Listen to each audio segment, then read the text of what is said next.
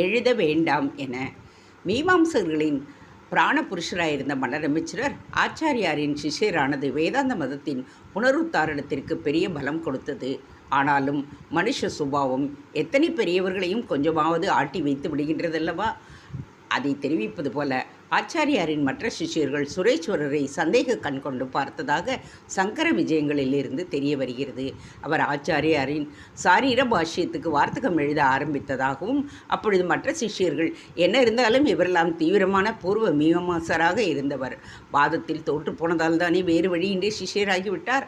அந்தரங்கபூர்வமாக அத்வைத வேதாந்தத்தில் இவருக்கு ஈடுபாடு இருக்குமா இருக்காதோ, அதனால் ஆனஸ்டாக எழுதாமல் தன்னுடைய பழைய சித்தாந்தத்திற்கே இடம் கொடுக்கும்படியாக எழுதிவிடப் போகிறாரோ என்று ஆச்சாரியாரிடம் சொன்னார்களாம். ஆச்சாரியார் மனதில் ஒன்றை நினைத்து கொண்டு சும்மா இருந்து விட்டார். இந்த விஷயம் சுரேஸ்வரருக்கு எட்டியதும் நாம் எழுத வேண்டாம் என்று